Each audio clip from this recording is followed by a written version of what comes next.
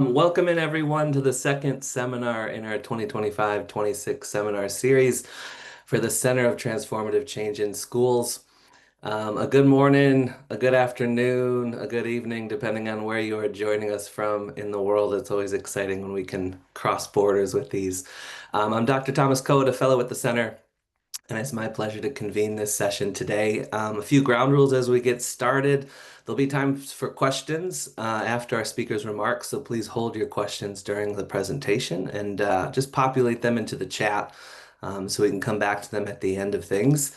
And as always, please ensure your microphones remain muted during Drew's remarks. So it's my pleasure with that to introduce Dr. Drew Miller from the University of Newcastle in Australia, who is Deputy Director of the Teachers and Teaching Research Center. He leads rigorous evaluations of educational interventions using experimental methods and works to scale impact to address educational inequity and equality through school partnership. Recent work supporting teachers in disadvantaged schools has helped produce remarkable changes for students and the community, and a $4.3 million philanthropic investment to scale. I'll now be turning over the microphone to Dr. Miller for his talk titled Transformative Change in School is Possible. Can we scale it? So Drew, over to you, and thank you for joining our center today. Thanks, Tom. Thanks very much. It sounds like someone I know might have written that, but anyway, that's good. Thanks for the introduction, and it's lovely to be here. It is evening. It's about 6 p.m. in the evening here in Australia, and so lovely to be joining you from whatever time you are at in your world somewhere. So transformative change is possible is the title of this talk. We all know it's possible. I think we've all seen instances of it. Can we scale it, and can we do more of it, right, in schools to achieve better outcomes for students, and particularly in equity settings, is a really big question. And we've sort of come off the back of some randomized control, a real big phase where we went through lots of randomized control trials and testing evidence of our work, and that led us down a path of partnership. And in particular, moving away from, lots of numbers on a screen and not knowing anyone in these large scale, 200 school randomized control trials, into knowing people, working with schools in partnerships and forming relationships with schools, which is terribly satisfying and lovely to do. But it's also been very powerful.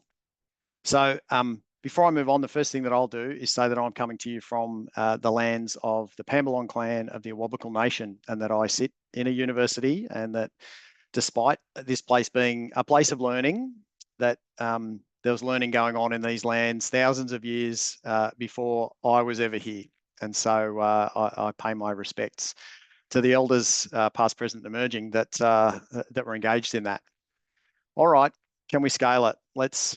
I'm going to start, like all good movies do. I'm going to start at the end. I'm going to show you the story, and then I'm going to unpack it. So let's watch the story. No, let's get rid of my laser pointer. There we go.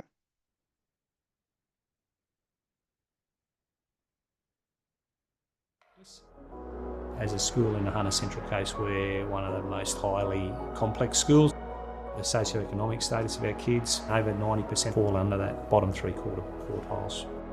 We face social inequity and the injustices and the issues that come along with that. It was my belief that if QT can be one of the pillars we could build on here and make that difference through really our staff being the key pin in there to get the kids in the door and then engage the kids. So the key goal of this project was to move the school back to its core function around teaching and learning. We did that by centering everything around the quality teaching model, which really provided that coherent thread through the whole process. We engaged staff in quality teaching rounds so that they could spend time with each other, collegially and collectively engaging in their practice. Peter's really gotten the school into a place where we can just focus on our core business now, and classrooms are for learning. We're really proud of the fact we become the highest rated school in that plan growth from year 7 to 9 in the Hunter region, and we're 11th in the state. Our average HSC result has improved by nearly 50%. We have a way of being now that it's very calm. Suspensions and poor behaviours have dropped massively over the 4 years. You walk out there and every student almost is in uniform. Our attendance is increasing every year. We're not just trying to help kids through school here, we're trying to help Cessnock community by producing kids who are capable of getting quality jobs, being able to operate as a community member and adding to our community.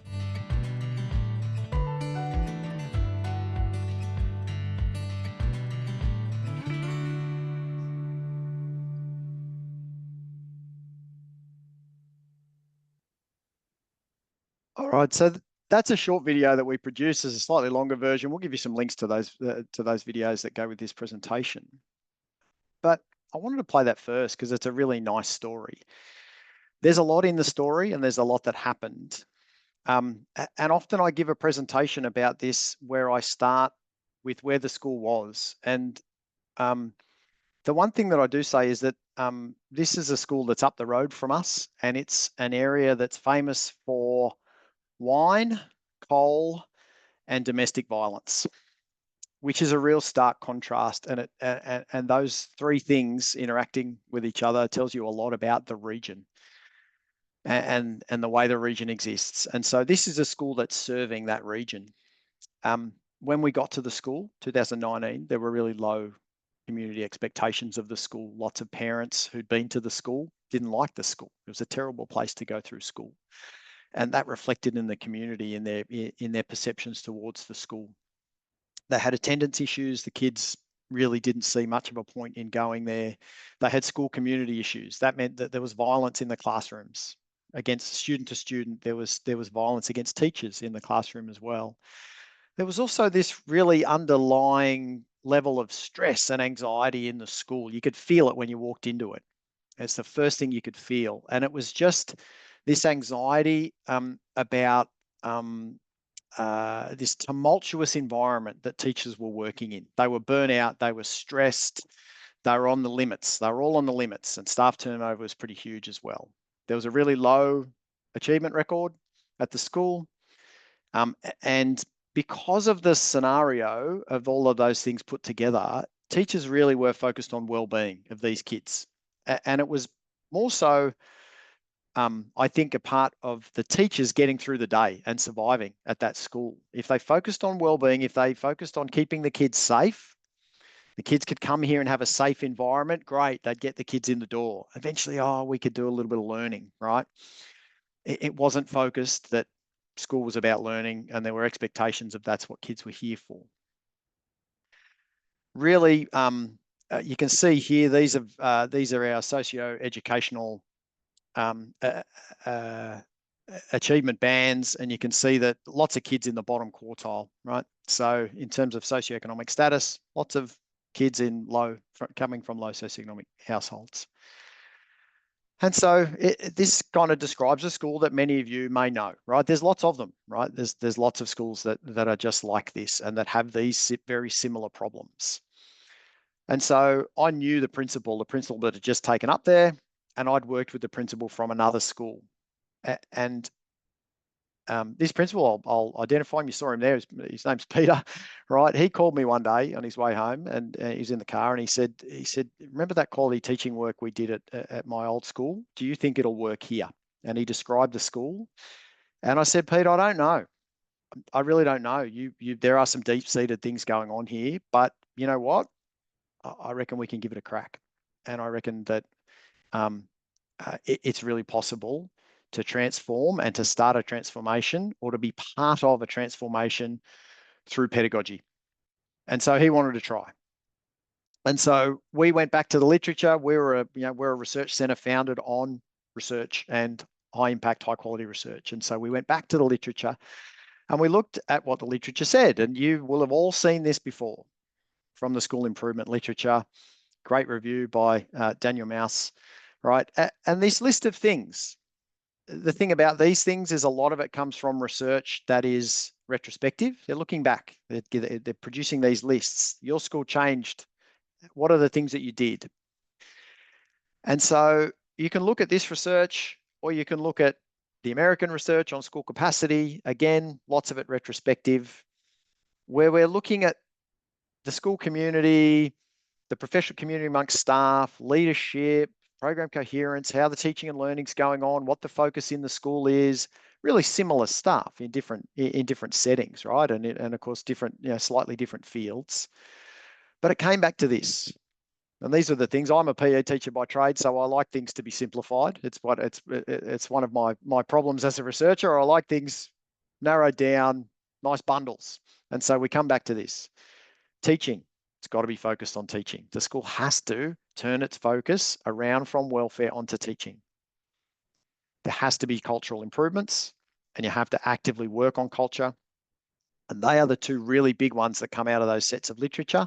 There has to be leadership to support those functions. It just has to happen, right? You cannot change teaching in a school. You cannot change the culture of the school if leadership just simply isn't supporting it. That's just not going to happen. So those three things. Now, we didn't have a lot to do with this with the community. That was the school's component, but it's a really essential component of school improvement, turnaround, whatever you sort of want to call it. Our focus was on this teaching and culture. This is where we had form with our research, and I'll take you through that in just a minute. So we formed a partnership with the school. We said, righto, there's components that we can do for you. They are around these things. Teaching quality. We knew that we could enhance the teaching quality at the school. We knew that from our research into quality teaching rounds. We'll look at that in just a sec. We knew that through that process, we could support teacher wellbeing. And so we could build from the ground up how teachers worked together and felt about each other and their connectedness to the school. We knew we could have an impact on those things. And we knew that we could therefore build this positive school culture. We could start from the ground up with the way teachers feel about the profession and each other, and that we could build culture. And it was those three things that we focused on in this partnership with the school. The idea was to lift student achievement, academic achievement. That was what we wanted to do. And the ultimate aim was obviously to improve equity, was to try and rise this community up if we're dreaming big on this kind of thing. What if it works? The difference here is that we were trying to do this prospectively. So we went back to the literature. We knew we had some mechanisms to change things. We knew that there needed to be other things, in place, and I'll talk to that. But we didn't know whether this was going to work or not.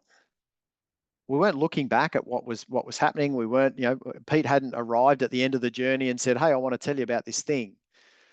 We are starting at ground zero and we are working our way up.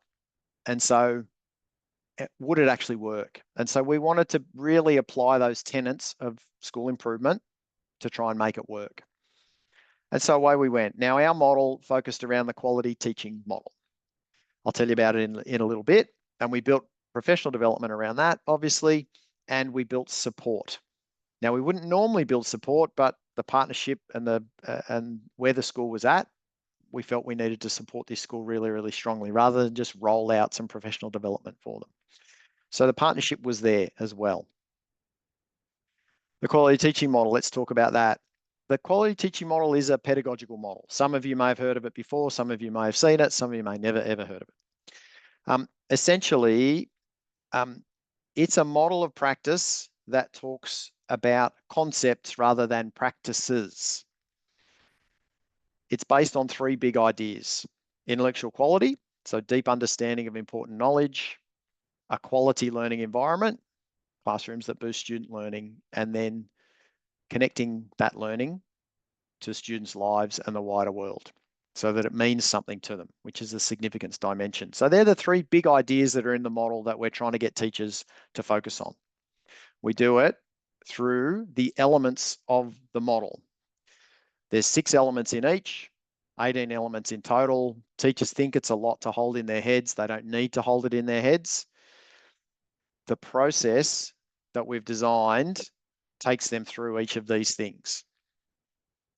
I won't talk to the elements of the model. You can look it up in the research. We can put some links to papers and things like that if people would like that. But essentially, each of these components of teaching is coded on a 1 to 5 scale. There's numbers against it. 1 is low, 5 is high. 5 might be that it's really good and there's lots of it. 1 might be it's not done very well, or there just isn't much of it, or there's none of it. There's granularity between 1 to 5. And so what it means is the model can be used for people to really be reflective of their practice in each of these 18 things. Now, the model itself is no good unless you have a professional development process by which teachers can actually reflect.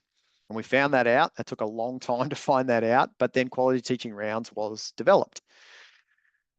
Quality Teaching Rounds is the learning moment for the quality teaching model. It runs like this. There's a group of 4 teachers that work together in a professional learning community, same 4 teachers. They would do this on one day. So they'll do, in a set of rounds, they will each teach a lesson. And so all 4 have taught a lesson. All 4 will stay together to observe all 4 lessons. So they're all together through this process. They will do this 4 times, basically. They meet in the morning, they do a reading discussion. The whole idea of the reading discussion, it's often the first thing that teachers want to drop, but it's about putting them in the space of the learner. It's about them turning up, getting their heads out of the classroom, out of the admin, out of the school, turning to learning and turning to pedagogy. Could be anything, could be a YouTube clip about something. It could be a reading about some focus at the school that, you know, part of their development plan, could be anything like that. Behavioral management, some kind of pedagogical tool, whatever it is. But they start there. They all read it, they discuss it. They go and have a lesson observation. So one member teaches, the rest watch. We watch a whole lesson. We don't do walkthroughs. We respect the teaching process and that you build a lesson. And so we watch the entire lesson. One teaches, we all observe. And there's rules around, you know, you can create, you know, whether you do like, you know, the other teachers that are in the classroom interacting with the kids or they don't, you know, that's all sort of social norms that, you know, that we sort of talk about along the way as well. Then they all do an individual coding. Like I said, there's 1 to 5 scales in the quality teaching model. They go and code individually, and they produce evidence from their lesson observation. They like write lots of notes, and basically they're going to be asked, okay, well, I coded it a 3 because, and so they code and they give evidence against the code. And then the learning moment. They have a discussion about it. And there's a certain way that we go about this discussion to make sure that everybody, you know, structurally, power-wise is on the same level. Everybody gets to talk. Everybody gets to give their code and their rationale. The coding is, and the discussion is always about the code. It's not about the teacher. It's about the code. And that becomes really, really important because we get these really extended discussions about, and the numbers matter here. What's the difference between a 3 and a 4? What did you see that matches the descriptor for a 3? And what did I see that matches the descriptor for 4? And if we're having that conversation, we're actually getting into the nitty-gritty of each of those things. If it's about deep knowledge, was it that the kids were focused on these key concepts the whole time? It didn't wander off into some other, you know, some other exercise that the kids were great and excited about, but had nothing to do with the key concepts of the lesson? Or was it there all the time? Should it have been a 5? Was it there all the time? Was there interconnectedness of knowledge? And so the teachers are having these discussions around the codes. And that's where the learning moment is. You'll notice that the discussion was never about how the teacher, why the teacher did something, why they did it that way, how they handled Johnny Smith down the back corner, none of that. It's about the teaching entirely. And so it's a powerful process. They become critically reflective. So we built this process into an implementation plan at Cessnock. We started with this engagement period. Everyone did quality teaching rounds. All of the teachers at the school did quality teaching rounds. They rolled them out. We did per term, I think there was 2 or 3 sets of rounds that they organised. We also did some middle leadership professional development. They identified that through our early interviews and things like that, that there was this kind of gap in communications from senior leadership through to teachers, and they really needed to firm up their middle leadership and get this real structure in their leadership at the school. So we worked with them to create that. There wasn't a lot of work that was done in there, but it was really helpful in terms of the way senior leadership were communicating, through the levels of leadership. But the main focus in this first phase was on quality teaching rounds. After that, so that was our first couple of years, it was about a year and a half in fact, we moved into quality teaching workshops. Now, these were more so about assessment, programming, or we did some classroom observations. The school, you'll see in a minute, the school really went after literacy. And so they had literacy strategies that were really explicit and direct. And what we do is we would take those observations of those explicit direct episodes, we would code them using quality teaching model, and we'd say, right, you've got the students to learn some really important information using explicit direct instruction. Great. What are they going to do with it? And so we're able to leverage the teacher's knowledge of the quality teaching model to take that learning further. And so some of it was bespoke. We adapted some of our workshops. Most of it was the stuff that we present on a weekly basis anyway through our Quality Teaching Academy, which is our social enterprise that is attached to the centre. So we still did a lot of work. We kept that thread, that quality teaching thread, and then we sustained it. There'd been staff turnover, things like that, through to 2024. And so the school came back into quality teaching rounds. And in fact, they're still going. They're still rolling through some quality teaching rounds again. They're doing it in a slightly less time aggressive manner, right? So they're shrinking everything down. They're actually doing half-day rounds in this case. The other thing we did is we gave them evaluation support. We did a staff survey. We fed the results back. So the staff knew they were anonymous, and we fed those results back. We had conversations with executive about those results so that we could monitor what was going on in staff and in the change process along the way. So as a partnership, we did that with them. That was part of our contribution. Now, that's what we did and what we planned. And so we implemented that. I can tell you that went pretty hunky-dory. It went off pretty smoothly as far as implementations go across long periods of time. The school followed the plan. We had to adapt across time, of course. We changed it, adapted it little bits here and there, but it went pretty smoothly. Along the way, the school, well, it did extra stuff because it's a school. And that's what happens in schools, right? They get great ideas along the way. So the school did this. They created these quality teaching professional learning groups, right? So this was time that was dedicated on a weekly basis for 3 or 4 teachers to get together. And they would focus on these quality teaching aspects. If we were working on assessment, they would look at assessment tasks. If we were looking at programming, they would look at programming. And so this was a way of the school saying, well, we want to keep this going and keep embedding this quality teaching. And so it produced those structures. They really doubled down on their literacy strategy. They got people in from the department to help them with their literacy strategies. And we also, like I said, we helped them focus on where they could take their literacy strategy as well, and how they could keep it combined with the quality teaching structure so that teachers had this, again, central thread, instructional core, as Elmore speaks to. They also decided to go with some trauma-informed pedagogy. So they're all trained in the Berry Street model. And that was around them identifying, because we'd done some quality teaching observations, that their quality learning environment was a place they wanted to improve. And so trauma-informed essentially tries to standardize what's happening in their classrooms. A kid can move from year 9 science to year 9 maths.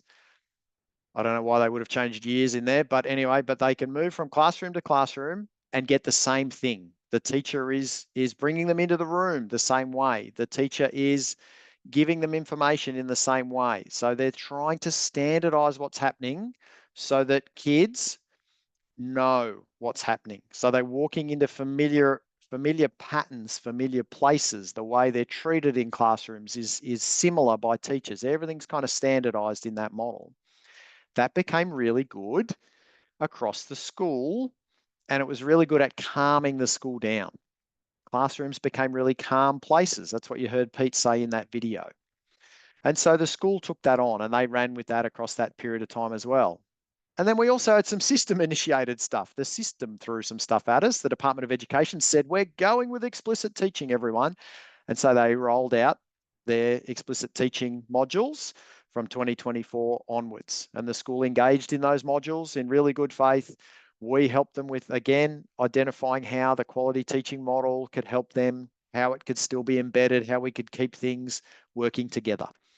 And so they did all of that work. So it wasn't just us. We didn't just go in there and do professional development for them. They did a lot of stuff. There was a lot going on in this school. In fact, it looks like this. This was from 2020 through to 24. The T's, say terms, 4 terms in a year, right? We did the top half, the quality teaching stuff, the leadership stuff, and the evaluation support.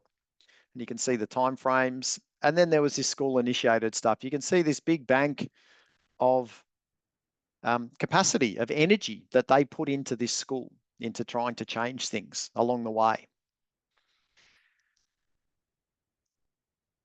So we monitored that, and this is how we monitored that. These are the, you know, and I've chunked these up. You'll see in the chart that I show you in a minute. School culture, change perceptions, well-being.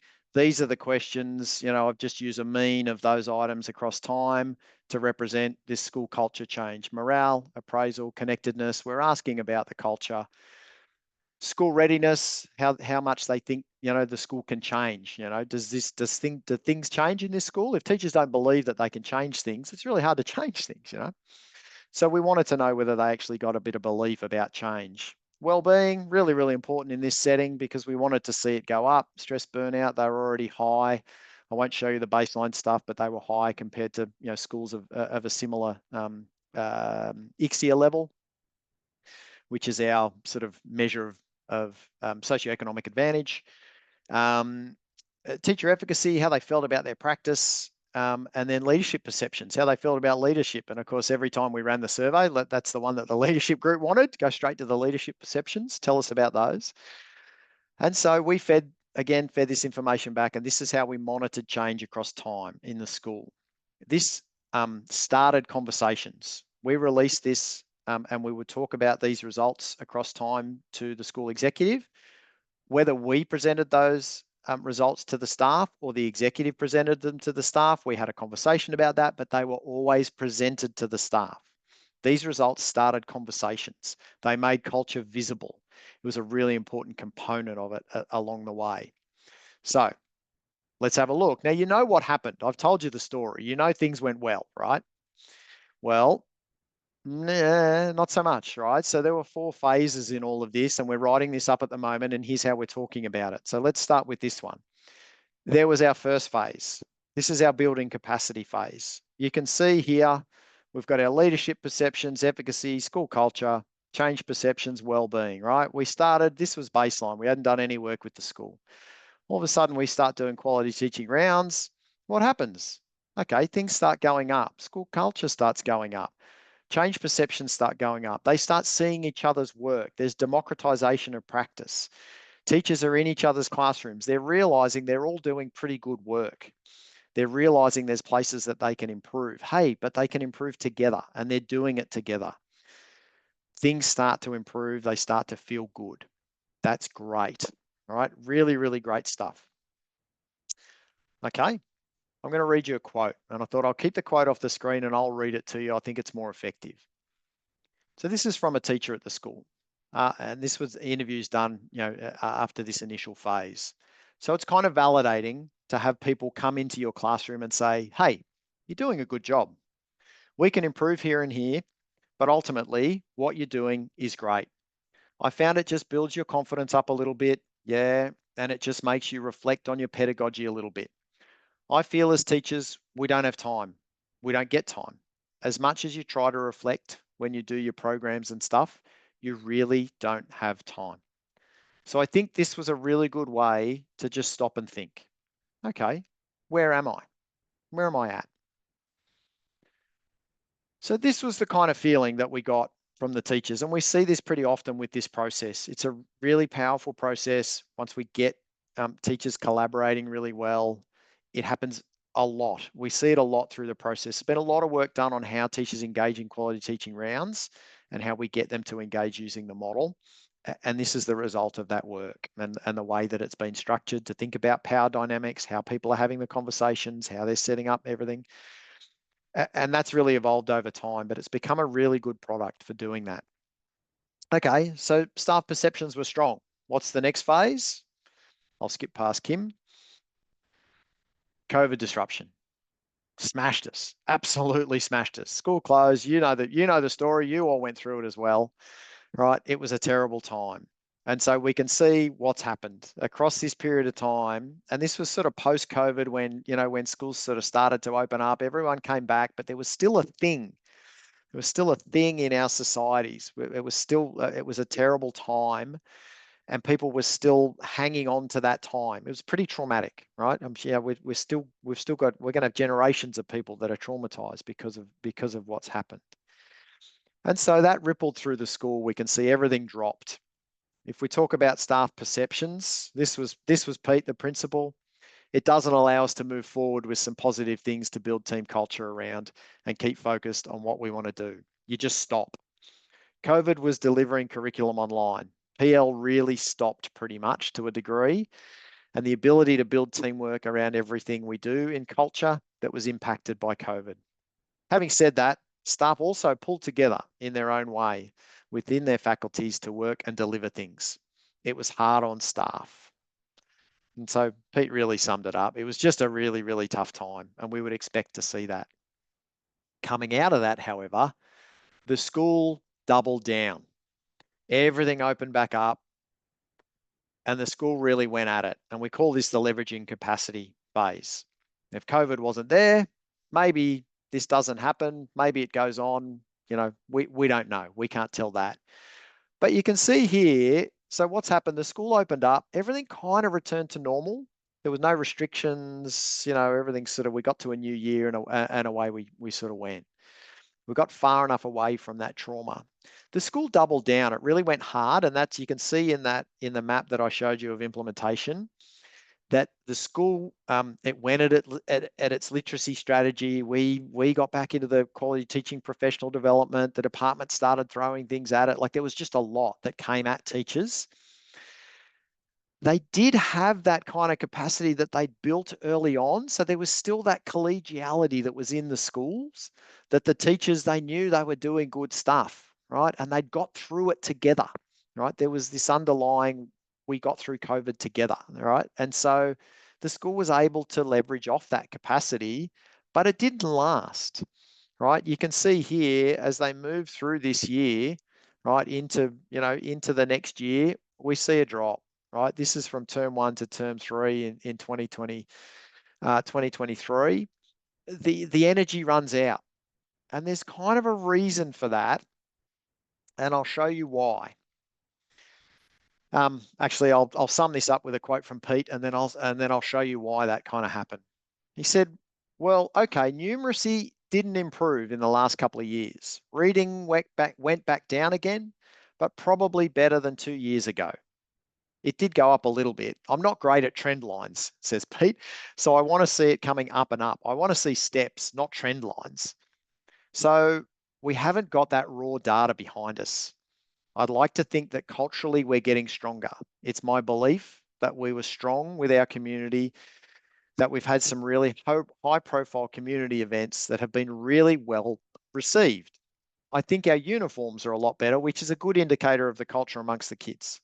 I believe it's a more settled environment out there in the playground now. Hard to measure that stuff, but yeah, we haven't got the hard data of improvement in academics. So Pete's expressing that frustration. This quote really sums up the way staff were kind of feeling. They put all that hard work in. It was so much hard work, right? They were doing the work of improvement. They were getting involved. They were doing all the things they should together, but they just didn't really, they could sense something was changing, but the results they just didn't have yet, right? It felt a bit hollow to them. And so we think, we were talking to them, and it was just, the effort was getting long, and COVID didn't help that, right? Okay, so this also happened. this is their NAPLAN results, our national testing results, and this is their value add results. This is a mixture of all of their test results, their reading, their writing, their mathematics, their science, all of those together. This is their value add. For anyone that doesn't know value add, the change result from year 7 to 9. So we can see in 2019, it's below the blue line. So it's considered negative value add. They are adding less value than schools that are similar to them, to students, right? They're in a bad place. 2020, there's no dot there. Because of COVID, they didn't run any NAPLAN.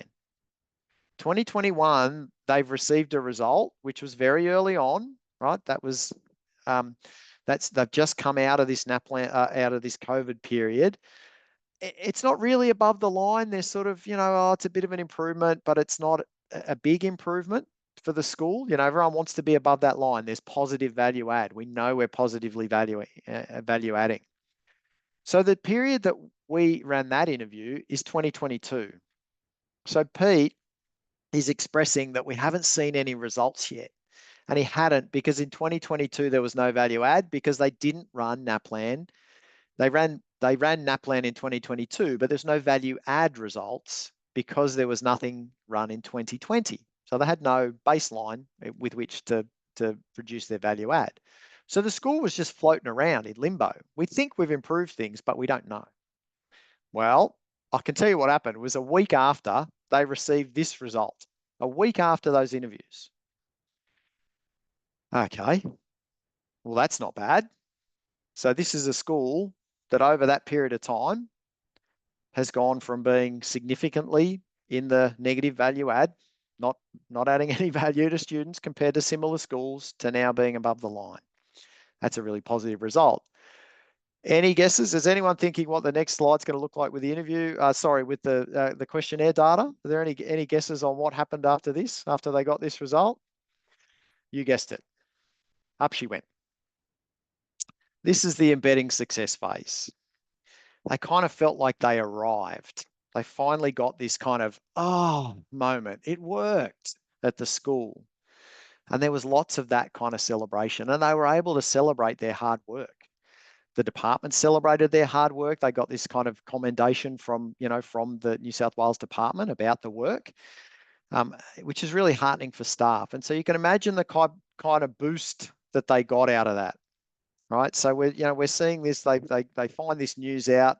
We get back to term 1. They're buoyant. Things have gone up. Things continued to go up because this is their 2024 result. It wasn't a flash in the pan. It wasn't just good luck. Whatever work they're doing is working. It's working for their results. Their 2024 result is pretty much exactly the same. The most impressive thing here is that their error bars have narrowed, which essentially means that the students that were really low are also coming back up. So their variance is compressing. They're getting their kids closer to the mean. That's great, right? Less kids that are down the bottom. And their other charts show that. Their bottom bands are coming up. The other really good result that they get is this one. This is our high school certificate. So this is their leaving result. They finish high school if they want to get into university. I'll interpret this a little for you. You've got their average mark is in the green. Schools just like them comparatively are in the dark green. And this is the state average. This is the average of all schools in New South Wales. Lots of schools, about 2,500 schools in New South Wales. Right? Big system, massive system. So we can see early on, 2020, 2021, not really much effect in their average HSC mark. Comes up a little bit. We see it in 2023, it climbs. We get this lovely jump in 2024. Their HSC strategy is starting to work. The kids that are coming through year 7, through year 9 are starting to get to these later grades, and they're seeing a big change. In terms of making this result mean something, back here in 2020, I can tell you that the average result wouldn't have got someone into university. They would have had to do a pathway course to get in. So they wouldn't have been strong enough, that result, to get into a university course, any university course. This result here in 2024 means that they can directly enter.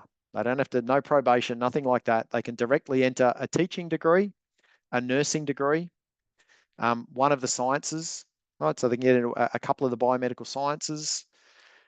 They're in that space. They can directly enter university. So if you think about what that means for their community, that's a lot. That the average result for a student at Cessnock High that's going through, they're leaving, can enter university is really, really impressive. And so they're buoyant. We also know that the quality of their teaching went up.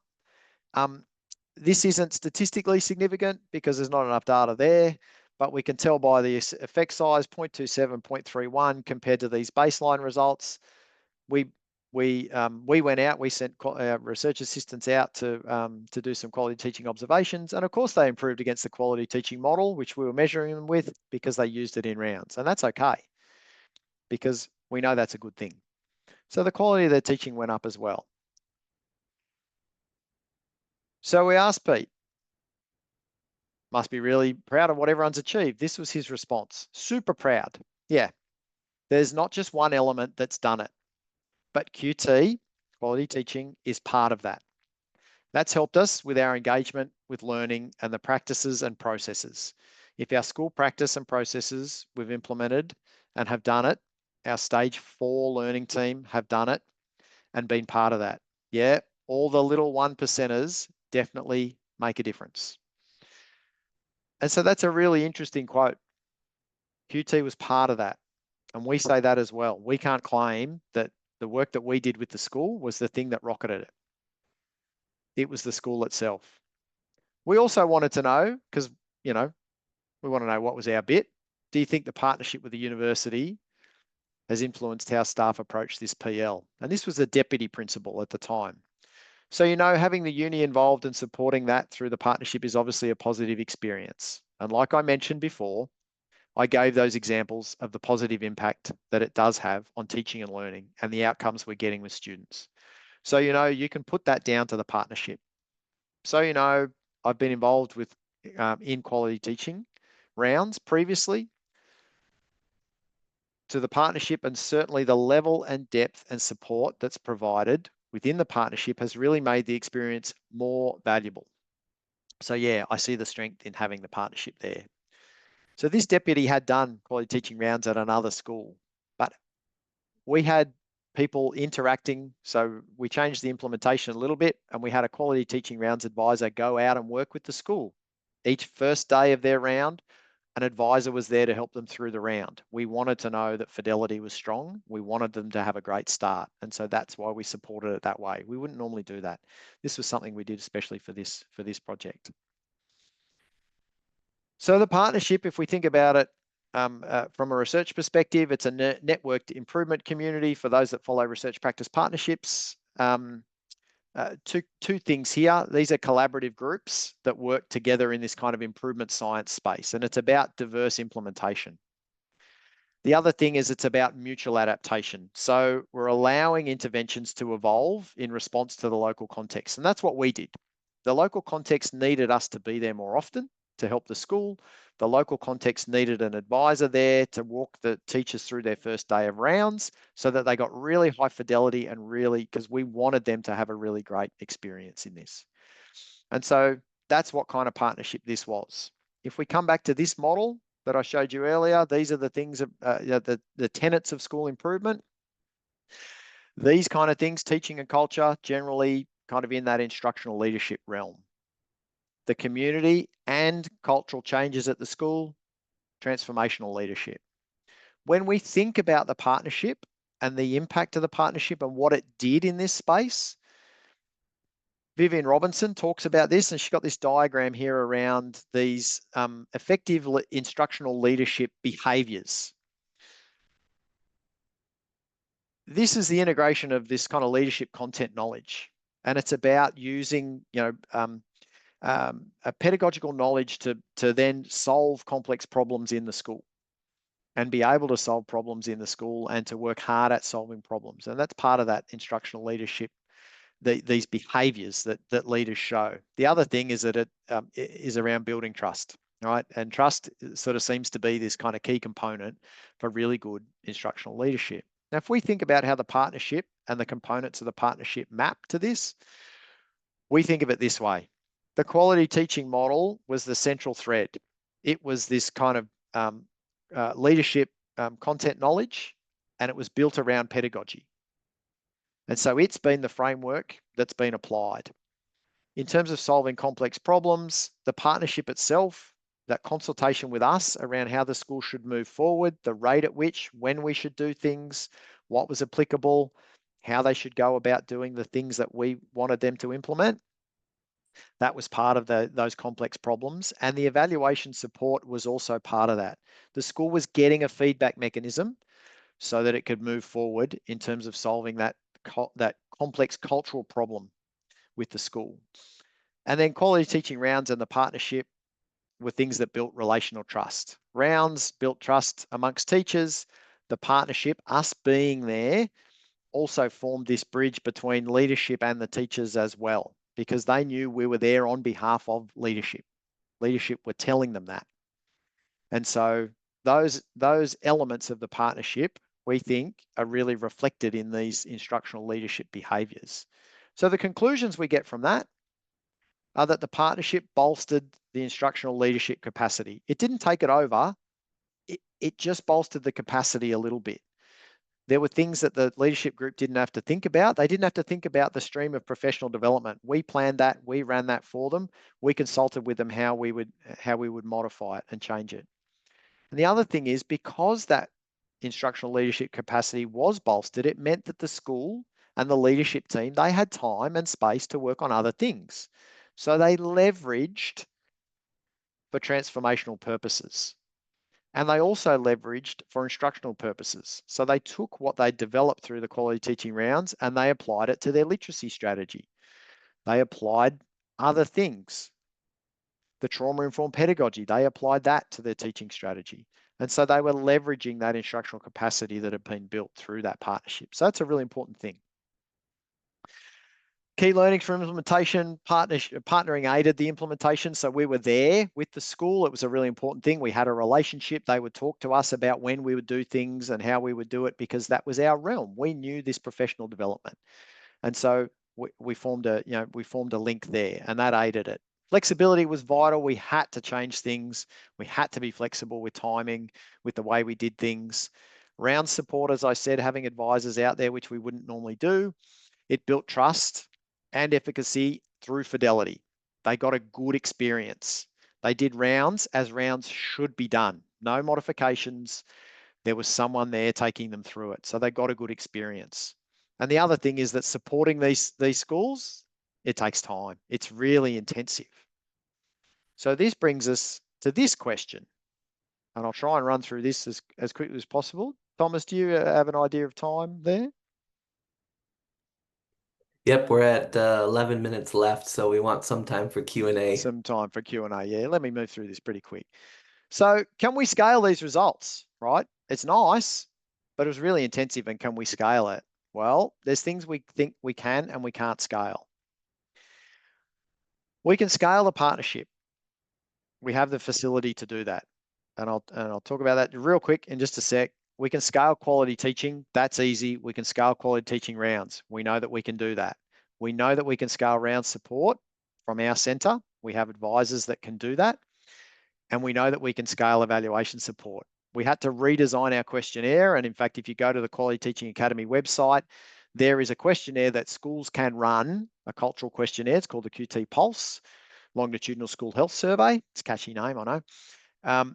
But schools can run that for free. We made that a service because we wanted schools to be able to monitor that along the way. And so we automated that. We had to work within the university systems, and we automated that so that schools could use it for free. What can't we scale here? So we can scale lots of components that are really important in that instructional leadership. We can't scale the funding. This school had a lot of funding. The previous principal had held on to a lot of money and had not done much with it. So this principal had an opportunity to capitalize on that, and they used that for time. They got casuals, they bought their staff time to engage in quality teaching rounds. So this won't happen everywhere. And we're in a project at the moment where we're making it happen without that funding. We can't scale the leadership. We can help leadership but we can't change it. And leadership was good here, like really good. Like you go through the classic, what's school improvement? What are the inspirational, transformational leaders? Pete and his team, tick, tick, tick, tick, tick, tick, the whole lot. Every sentence you read, every citation you read about quality leadership, and you would go, yep, they did it, they did it, they did it, they did it. Really difficult to scale. Proximity, we were close to the school as well. You can't scale that. So we ran some experiments, and I'll move through this really, really quickly. We had 30 schools that we wanted them to get a set of rounds, and we wanted to test scalable methods. So, we would support the schools via Zoom. We wouldn't spend so much time. Implementation support was done via Zoom. Our advisors didn't go out to the school, right? So we still did all of the supports that we did at Cessnock, and we used the automated, evaluation support. But we tried to automate everything. We wanted to make it easier, and we still wanted to know whether they thought they were in a partnership. The findings, and I'll just put those up there. People can pause the video and have a look at those findings. But essentially what we found is that the schools still thought they were in a partnership. They still valued it.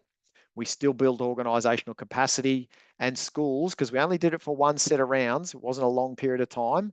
Most of them, 90% of those schools, went on to keep doing it by themselves. We built enough capacity for them to go on. That's really important. And we also found out that our support mechanisms worked. We could do support via Zoom. We didn't have to go out to the school all the time. There's a quote here about it. It basically says, without the partnership, we wouldn't have got through it. And it was really about this kind of this accountability mechanism. The school didn't owe us anything, but we'd formed a relationship and we were giving them something. And so they felt accountable to us in terms of their implementation. So that mechanism meant that the schools just did that little extra to get it across the line, but we were there helping them along the way. And so that's really, really powerful in these settings, because disadvantaged schools, we know there's more going on and it's harder to implement things. And that's what we wanted to demonstrate.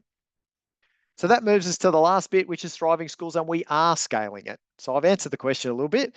We are scaling that impact. We've got 20 schools at the moment in really low ICSIA, really low, high social deprivation, I suppose, low socio-educational advantage schools. We're offering them partnership support, and these are pairs. So it's an advisor and an academic that stay with them for that journey across 3 years. It's a 3-year partnership. They're all doing quality teaching rounds. We've had all but one school out of the 20 that have done it. And we're up to about 50% of the school staff now at the 2-year mark that have done rounds. So they're going to keep rolling rounds out across that time. Implementation is tailored to the context. So we've really had to tailor this implementation because there's not much money. And so this is about us being creative. How can schools get this in? How can we maintain fidelity? How do we support them to do that? So there's been a lot of that work from us, but we've been able to do it. And so we're managing these partnerships with 20 of these really highly disadvantaged schools. We're evaluating it. We've got a partnership with the education department. We're doing cool school case studies. We've got cross-case analysis, really interesting schools. Every one of them is different. Like, they are just totally different from each other. It's amazing. Lots of similarities, lots of differences. There's going to be lots kind of come out of those things. But the really exciting one for us is the department is running a comparison school. So they randomized against similar schools in the system to then be invited into this study, and were selected from that invitation process. So there's a whole database to look at. Okay, what are the results like, and can we replicate what's happening at Cessnock? And look, hopefully we can. So thanks for listening. It was a long story. There was a lot in it. And hopefully there's enough time for a couple of questions. So I'll hand over to you, Thomas. Drew, thank you so much for that presentation. Got a couple of applause emojis coming, which is great. Oh, thanks. If you would like to unmute your microphone and pose a question for Drew, you're welcome to do so. You can also type a question into the chat, and I can read it out for you if you do not want to unmute yourself. So does anybody have any questions? We have a couple minutes, try to get a few in.